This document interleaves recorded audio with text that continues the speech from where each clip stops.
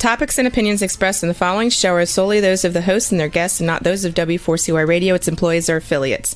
We make no recommendations or endorsements for radio show programs, services, or products mentioned on air or on our web. No liability, explicit or implied, shall be extended to W4CY Radio or its employees or affiliates. Any questions or comments should be directed to those show hosts. Thank you for choosing W4CY Radio. Welcome to the Ask the Expert show on W4CY Radio and Talk4 TV, where we bring you educational information from top local experts in the fields of legal, health, financial, and home improvement. Now sit back and listen to experts in family law, association law, hearing loss, business brokers, home care, along with many other topics. Now here are your hosts, Steve-O and Sophia. Hey, good afternoon. Welcome to another Ask the Expert show where we bring you the finest experts in the field of legal, health, financial, and home improvement. We are so excited to have you on our show today. We have got a great guest. I got to tell you, I was at a party the other night, and a lot of people were within a community association. And I got to tell you, I mean, it must have been 30 or 40 people there. Everybody talked about things that were going on in their association. And, you know, we know that this show topic, community association, is one of our strongest show topics. But when I was at this party the other night, that's all people were talking about. Just different things going on in their community. Well, we have one of the greatest attorneys on with us today. She is from K. Bender Rimbaum. They have offices in Palm Beach, South Florida, Tampa, Orlando. And Kirsten's now been with us, for about 6 or 7 months, doing such a great job. And we are going to talk about community association law. Welcome, Kirsten. How you doing? Hello, Steve. How are you? Oh, I'm doing wonderful. This is just such a great topic. When I got into this business 12 years ago, I never knew how important community association was, but it is in every one of our markets, our top show. We're so glad to have you. Tell people about K. Bender Rimbaum. Sure. So K. Bender Rimbaum is a community association law firm. We only represent condominiums, associations, homeowner associations, and cooperatives. Our main office is located in South Florida in Pompano Beach, but we do have other office locations in Palm Beach Gardens, in Orlando, and then on the West Coast. Our office is located in Tampa, and I'm the managing attorney of the West Coast office. Well, I got to tell you, I love this. Is probably one of the easiest shows to do. And what we do is we take text messages and emails from listeners and viewers every day, and every day we get at least one. And you all send us such great questions. And that's what we do. We feed these questions to Attorney Kirsten. And, I hope we get your question on today. We got a full show. We're going to start off with Jill in Eastlake. She says, our condo association pays a management company $28,000 a year. And we pay the past president, which Kirsten, I've never heard of this before, $35,000 a year as a liaison. We have 75 condos in our association. Is this even legal? I guess she means about the $35,000 a year to the liaison. Agent director. Yeah. I mean, I'm not sure what liaison is. I'm going to have to presume that there's some kind of service agreement or contract between this former president and the association, or there should be. I mean, certainly this creates a conflict of interest, right? If he is if he was on the board and providing some kind of service. Now, the condominium statute doesn't prohibit, contracts between directors and the association, but there's certainly a process that needs to be followed in order to approve these types of service contracts. So if you do have a director or officer or a family member or relative that resides with an officer or director that's providing services to the association, then the first thing is that this service contract should be reflected in the agenda of a board meeting at which the contract has to be discussed in an open board meeting.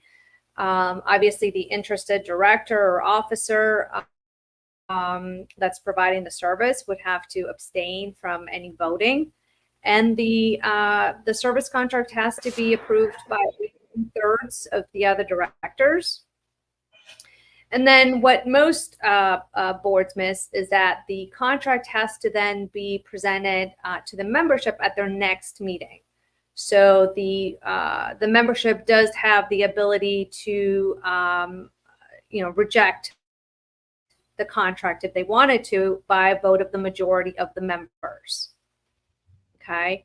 Now, ultimately, if this process is not followed in order to approve this service agreement between a director or officer and the association, then the statute says that the contract is voidable.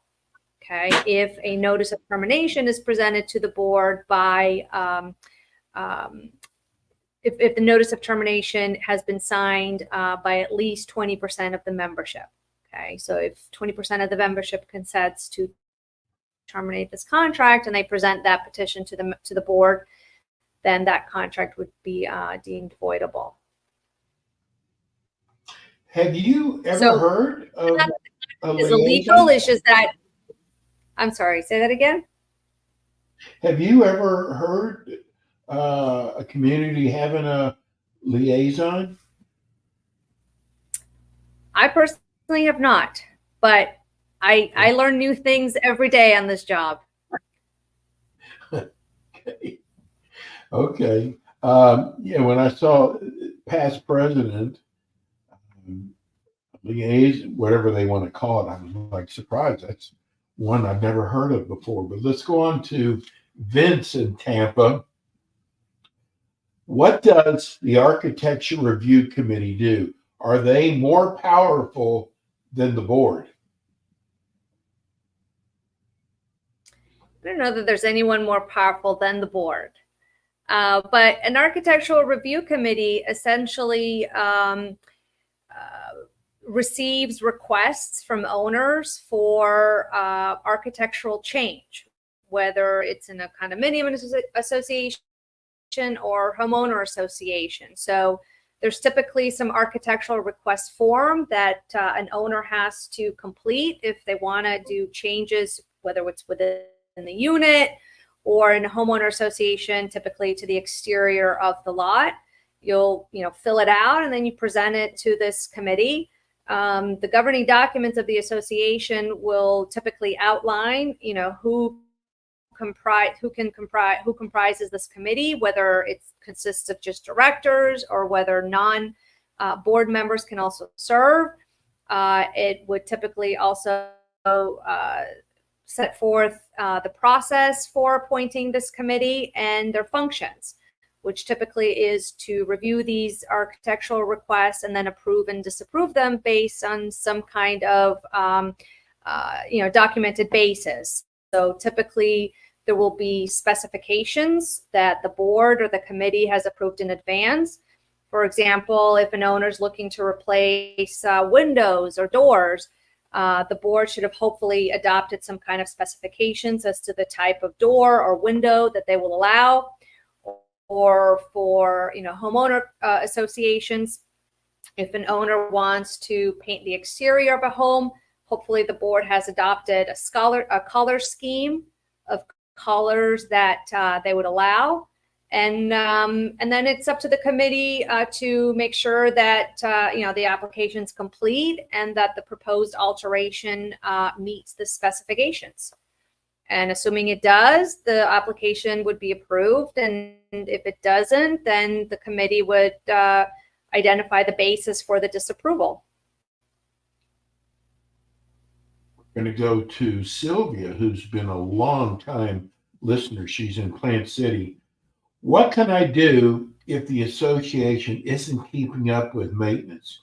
I thought that was in our docs, and the association must take care of this.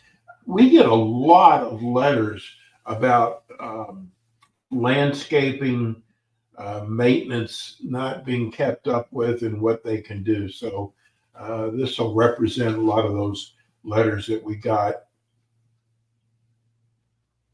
Yeah, so I mean, I'm not sure if Sylvia's in a condominium or homeowner association, but typically the governing documents will identify what the maintenance obligations are of the association, which typically is done through the board of directors. And the board of directors hires the appropriate vendors to, maintain and upkeep the portions of the community for which the association is responsible.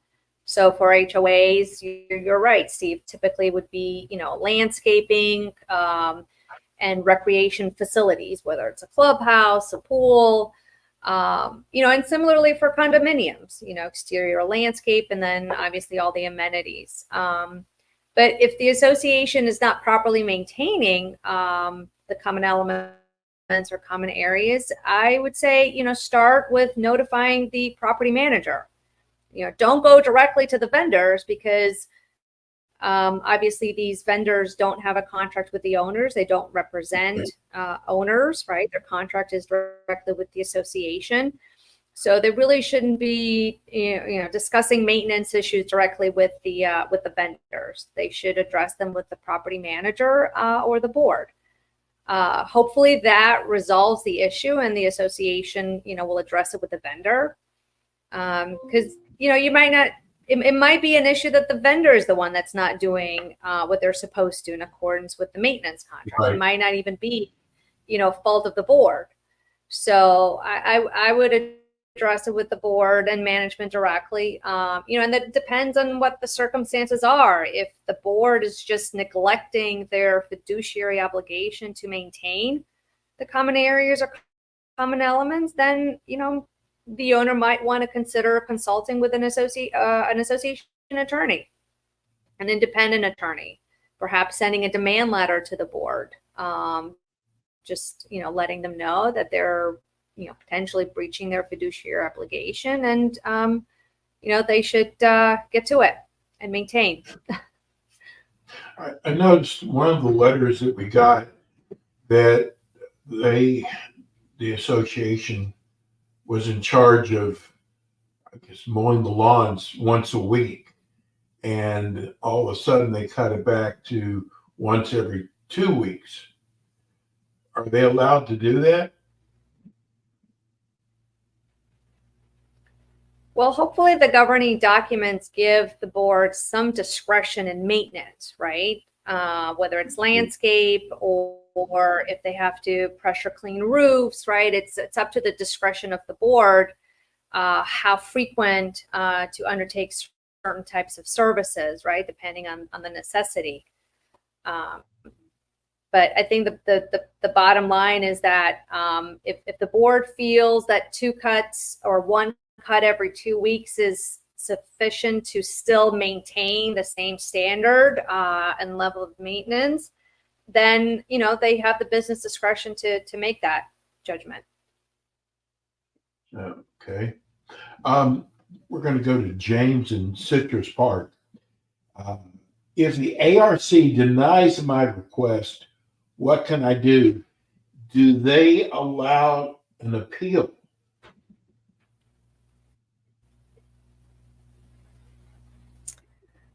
Well, whether an ARC or this ARC committee allows an appeal, I mean, that would have to be, that's document specific. But I would say, take a look at the reason of the denial.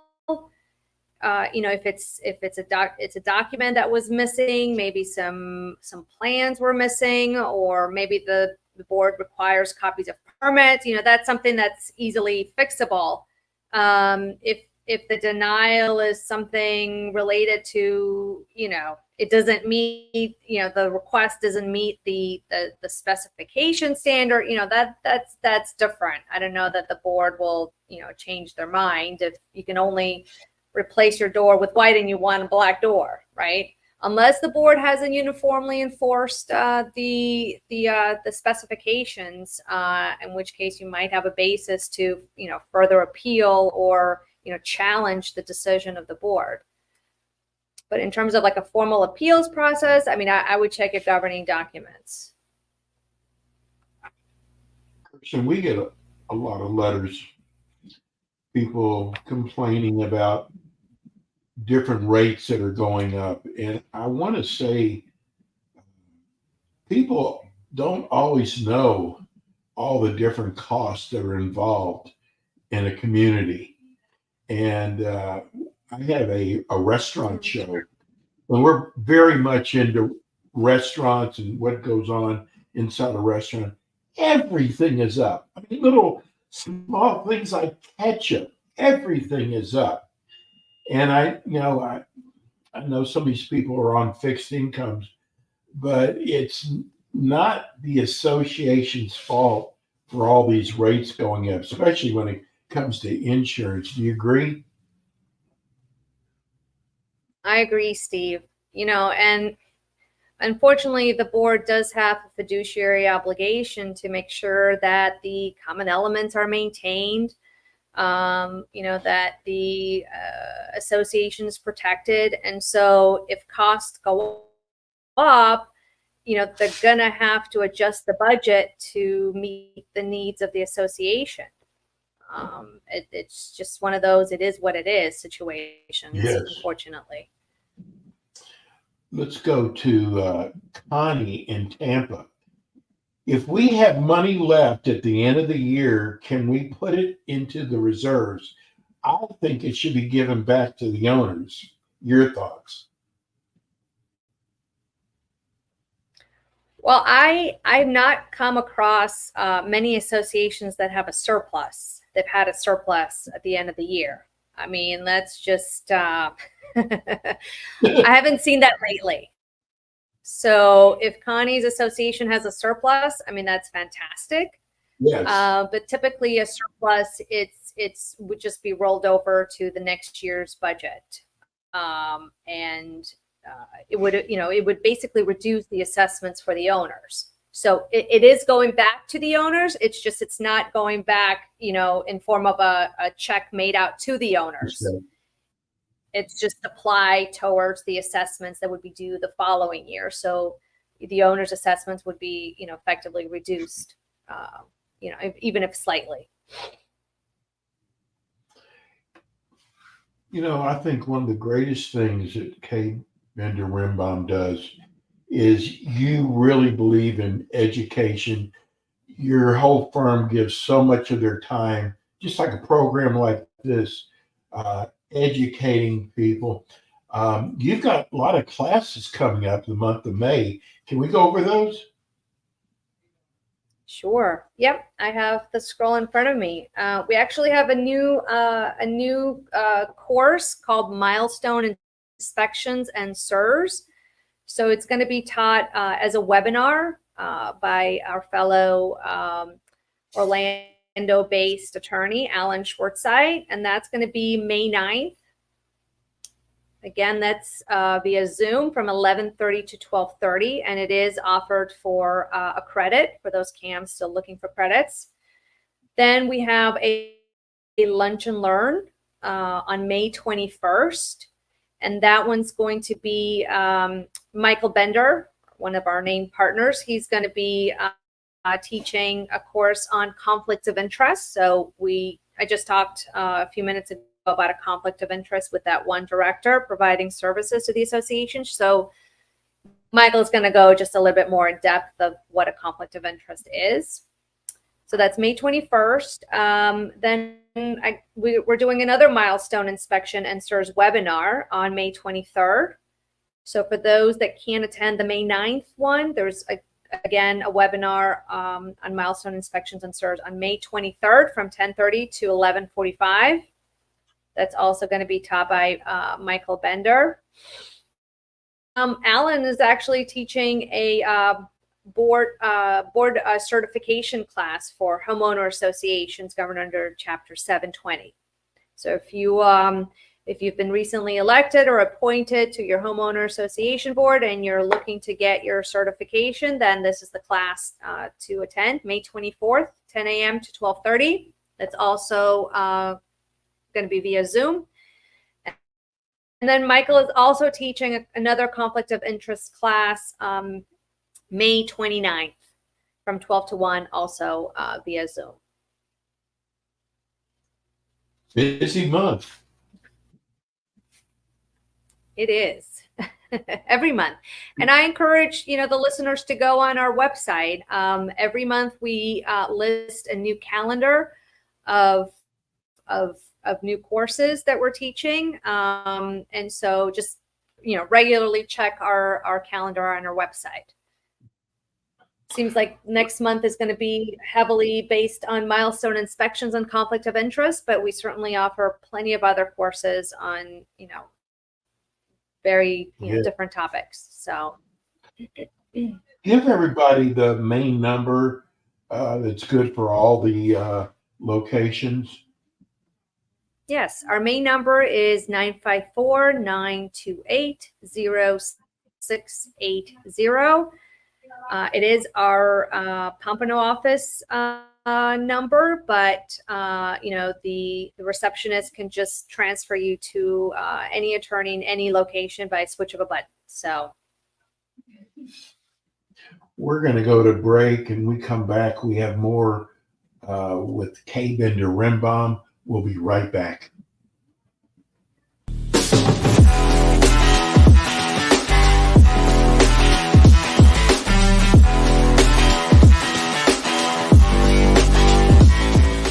K. Bender Rembaum is a full-service community association law firm dedicated to the representation of community associations throughout Florida. On kbrlegal.com, you can learn more about their offices in Pompano Beach, Palm Beach Gardens, Orlando, Tampa, as well as throughout Miami-Dade by appointment. Several K. Bender Rembaum attorneys are board-certified specialists in condominium and plan development law and assist clients with all matters of community association legal issues while keeping them up to date on new developments that affect their associations. K. Bender Rembaum is also a well-known provider of free legal education for managers and board members. Contact K. Bender Rembaum today by calling 800-974-0680. That's 800-974-0680 to reach any of their locations. You can also visit them online at kbrlegal.com or write to them at info@kbrlegal.com. And we are back with the Ask the Expert show on W4CY Radio and Talk4 TV with your hosts, Steve-O, Sophia, and their expert guests. We are back. This is the last Tuesday of the month. That means K. Bender Rembaum. And we are so glad you've tuned in today, and we hope we'll answer some of your questions. If you want to text us questions, you can text us at 954-336-3767, and we will try to get your questions on air. We do our show 3 times a month. We have an Orlando show. We have, as of today, we have our Tampa show, and we have our South Florida show. We're here with attorney Kirsten Hens, and we are, I guess I got to say that, here's a show you can ask an attorney, doesn't cost you anything, and this is a great time to ask your questions to an attorney. Kirsten, we're going to go to, let me see who's next here. We're going to go to Brad in Land O'Lakes. Says, my condo will have the first owners meeting this year. Owner has the right to attend such meetings, includes the right to speak at each meeting. Does this apply to renters? Okay. So it looks like Brad is having their seems like annual meeting, but in any event, a membership meeting. So, typically it's owners who attend, who are entitled to attend membership meetings and to obviously speak as to any designated agenda items. That right doesn't necessarily apply to renters unless the board wants to allow them in. Certainly if an owner has a power of attorney giving that right to a renter, I mean, you'd have to, review the power of attorney to see what rights that renter has. But typically, no, renters don't just automatically have a right to attend a membership meeting. I was wondering about restaurants. I noticed some of the associations have one restaurant, some might have 2 or 3 or 4 restaurants. Is there something in the docs that say they have to have one restaurant per how many units? I mean, how do they decide how many restaurants they're going to have on property? That's interesting. Well, I mean, typically the way I've seen it is, restaurants are held what is known as a commercial unit. So you might have a condominium that has residential units at top, and then, the first floor would be commercial units, and then you might have a restaurant, you might have, a wine bar or some other, retail space.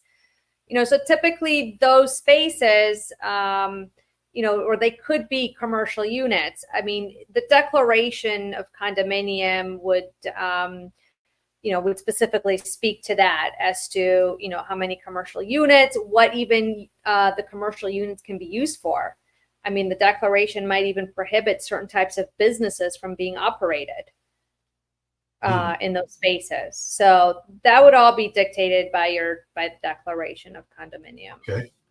We're going to go to Florence and Tampa. If a board member resigns, does the open seat have to be filled by the members that ran for the board but did not get elected? Okay. No, I mean, the short answer is no. So typically, it's the majority of the remaining directors that get to fill the vacant seat.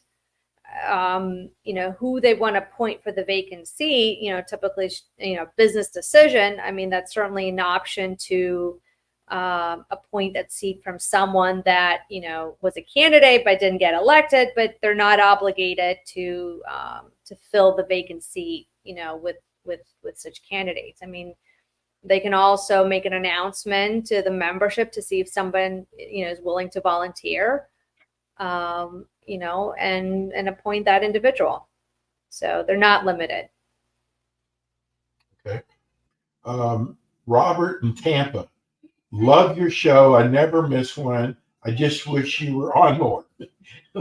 You've got a lot of spare time. We have a homeowner who is delinquent. They are trying to sell their condo. Will the title company make the buyer aware of what is owed on the property? So typically when a unit or a home is being sold in the community, there's going to be some a Stopple request made on behalf of the selling owner. So typically that's a title company that will submit a request for Stopple to the association through management. And that Stopple request will include information about any delinquent assessments or any special assessments, as well as request any information about, existing violations. Okay, so I guess the short answer is yes, the title company will make this request, and then the association through management or through legal counsel can fill out that request and then submit it to the title company. And if there are any delinquent amounts due, then they should be addressed, prior to closing. Go to Stephen in Tampa. I'm a board member and I love your show. All my board members listen to your show. You got to stop getting your family to call in here. person. No, we have townhouses. We are responsible for the roof repairs. Our roof is 30 years old. Is a 30-year-old roof insurable?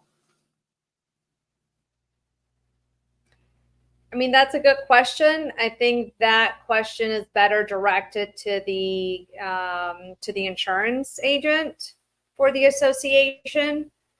You know, the insurance companies, you know, have their own criteria as to what they insure, what they won't insure, the life expectancies of the roofs that they will insure, and so I think that's a better question for the association insurance agent.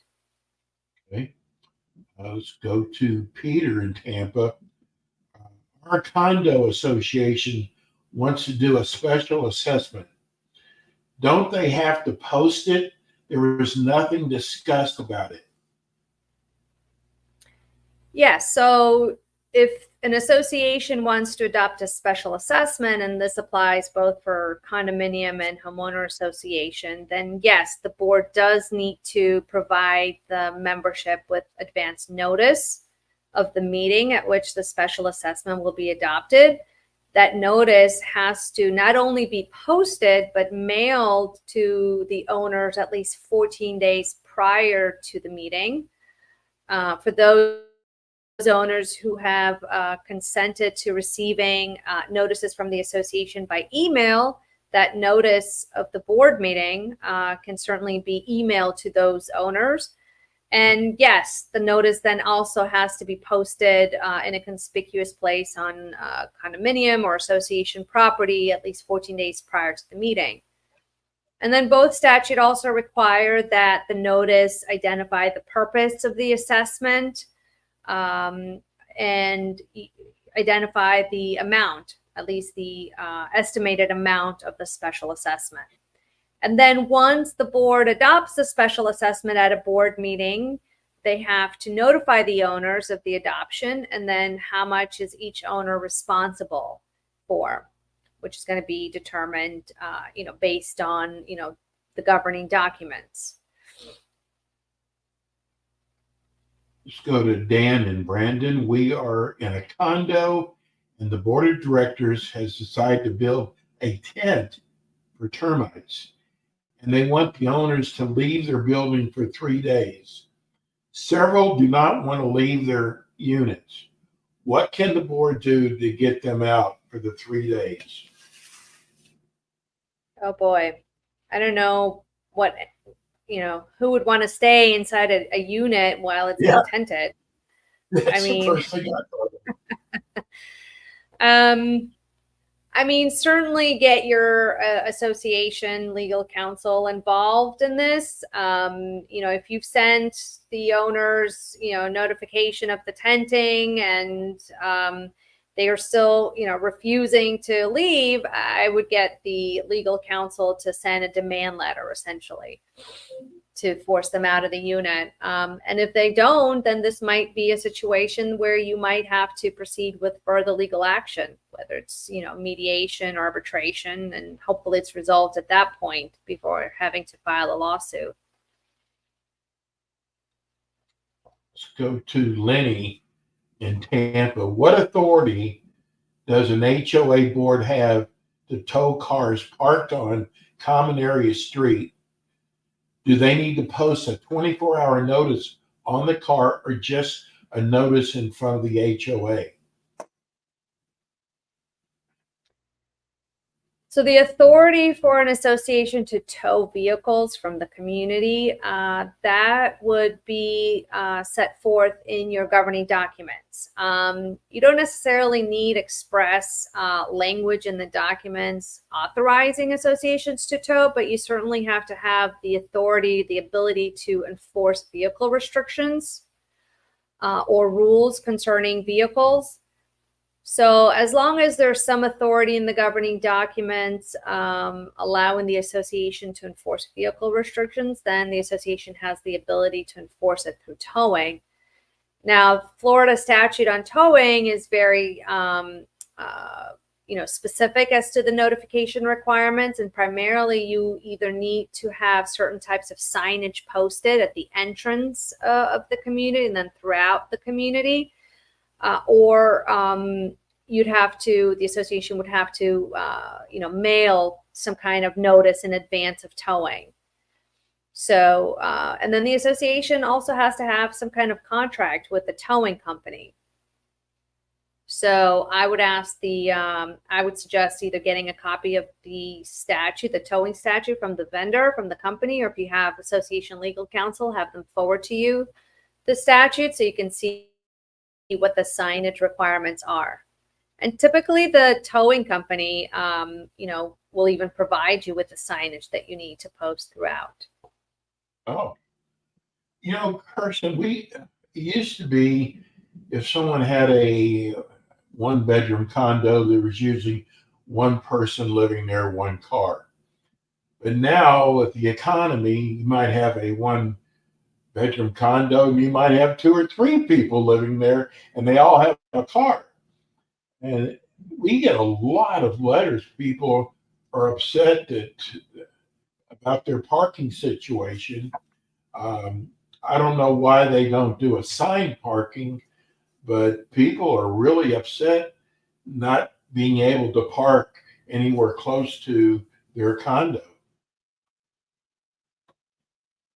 Well, I mean, the authority to assign or reassign parking spaces, that has to be set forth in the declaration. Typically most condominium associations have in their declaration that, at least, every unit is assigned at least one parking space.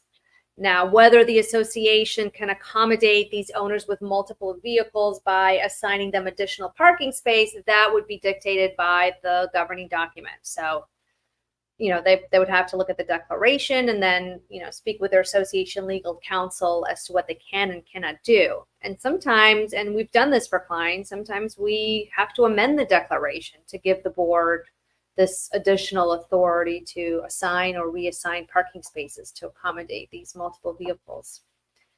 But also, spaces that are not assigned are typically, they're still considered common elements. And then I would check with association rules to see, what they say about, the use of these unassigned parking spaces. I would think that if they just put the unit number on there and sign it to them, it would make it easier. But apparently a lot of them don't do that. It's just wherever you want to park. But we do get a lot of letters about that. Let's go to Craig in Tampa. I'm on the Rules and Regulations Committee at our condo. We are making recommendations to the board on updating them. Do we have to open our meetings up to the residents?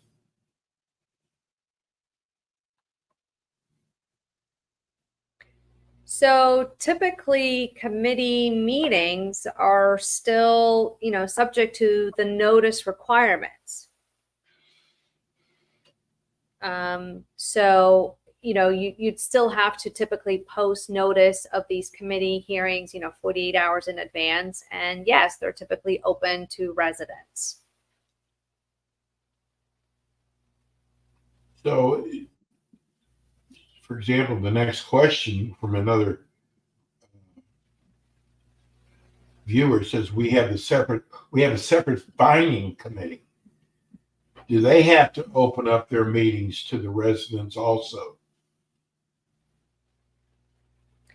Yes, I mean, finding committee hearings or grievance committee hearings, I mean, they're typically, yes, they're open to the membership. They have to be duly noticed and open to the membership. Yep. Justin in Tampa, who's in a condo, wants to know, when can the association foreclose on an owner? I'm sure that's in the docs too, right? Well, the association has lien foreclosure rights, and typically they come into play when the owner has been delinquent on assessments. There's a statutory procedure before you can even foreclose, and typically that requires a notice of late assessment to be sent to the owner, typically by the association or management company, which gives the owner at least 30 days to pay the delinquent amount before the unit is turned over for collections. And then, presuming the owner doesn't pay and the unit is turned over to legal counsel for collections, then the attorney has to send a pre-lien letter, and that's in the statute, giving the owner at least 45 days to pay the delinquent amount before a lien can be filed against the unit. And then if the owner still doesn't pay, then the association has to send another 45-day notice of the intent of the association to foreclose before they can file the complaint or the lawsuit for foreclosure. So at least you've got to send at least that the initial 30-day notice of late assessment plus the 45-day intent to lien letter plus another 45-day intent to foreclose letter. So the association wouldn't be able to foreclose at least until all these notices have been sent out. So a person's given a lot of opportunities. Yes, and so imagine those boards that don't immediately take action, with their notices of late assessment, and they give the owners, courtesy notices, and then maybe a second courtesy notice before they even start the process. So it could be, sometimes up to 120 days before you can file a foreclosure action. Wow. So the bottom line is don't sit in a delinquent account. Be proactive. Peter, in Tampa, our board is creating a dozen new design standards, exterior paint, landscaping, etc. Do they need a vote from the homeowners to enact these new standards? Is anyone grandfathered? So typically these types of standards or specifications are, within the discretion of the board to adopt. Now, having said that, I would recommend confirming with the governing documents to make sure that that's in fact true. There could be, and I have seen instances where membership approval is required on certain types of rules. Okay, so just confirm that membership approval is not required. Assuming that the board can adopt these specifications, if they concern obviously the home or the unit, the notice of the board meeting at which these specifications or standards will be adopted would have to be mailed to the owners at least 14 days prior to the meeting at which the standards will be adopted. And then the notice has to be posted at least 14 days prior to the meeting as well. So it's not a 48-hour notice, it's a 14-day mailed notice to the owners. And then probably the more important part is once these standards and specifications are adopted, you have to send a copy of them to the owners in order for them to become effective. And typically these types of specifications and standards apply prospectively, so from the date of adoption forward. So you wouldn't apply them retroactively, but rather going forward. Okay. Let's go to Larry in Land O'Lakes. HOA are amending their documents to allow capital contributions. Can condos do the same? So with capital contributions, with condominiums, the division has taken the position that they are considered a transfer fee. And so in the condominium setting, they would not be allowed. Typically, you will see capital contribution requirements in homeowner associations, but not in the condominium setting because of what I just mentioned, the position that the division has taken. So with condominiums, you're only entitled, or you're only allowed to charge the $150 application fee in connection with the sale. Nothing else. And let's go to William in Tampa. Can you explain voting certificates? Yes, so voting certificates would apply if a unit or home is owned by either multiple individuals or by an entity. Typically, if a unit or a home is owned by just a single individual, then that individual would be the only one that can vote on any issue pertaining to the community, right? One vote per unit, and that individual gets to vote for that unit. With units that are owned by multiple individuals or entities, the voting certificate typically designates which among the multiple owners or which representative of the entity can vote for that unit. Okay, so in a case of husband and wife, they can designate among themselves who's the one that's going to cast the vote. So they'll identify, the husband or the wife. Typically, it will require the signatures of all the owners, and then that gets filed with the association. In the case of an entity, the voting certificate will designate, who is the authorized representative that can vote for the entity. Typically it's the either a director, an officer, or an authorized agent of the entity. And so how that plays out is, let's say with an election, a condominium election, the outer envelope has to be signed by the voting member for the unit. So when, let's say, on the day of the election, all the exterior envelopes are verified. If the association has been enforcing voting certificates, right, then the management or the volunteers who are verifying the envelopes will compare the name on the outer envelope and the signature with the voting certificate. So let's say for Unit 100, Bob Smith is the one that's the authorized voting member based on this voting certificate, and Johnny Smith signs the outer envelope. Well, the association could have a basis for disapproving that vote because it was not signed by the voting member authorized in the voting certificate. Okay, so that's how voting certificates typically play out. And it really will depend on what your governing documents say about voting certificates. I've seen documents where husband and wife they don't have to fill out a voting certificate. Okay, they can just decide among themselves. And the governing documents might have specific criteria as to who can vote for an entity. Sometimes it's limited to just the officers and directors, so nobody else can vote for an entity. So very document specific as to whether the association even, has the ability to enforce voting certificates. Well, Kirsten, believe it or not, we have come to the end of the show.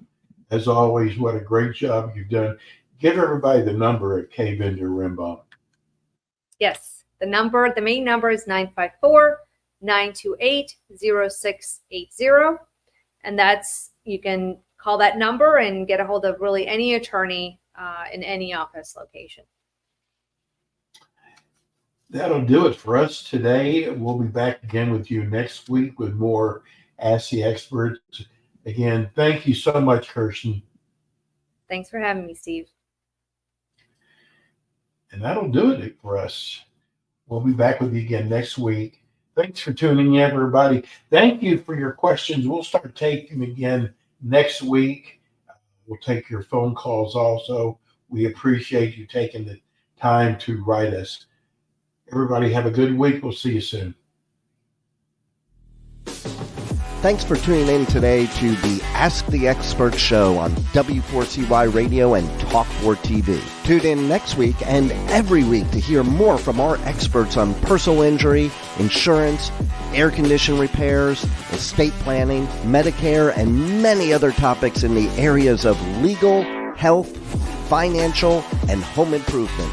See you next week.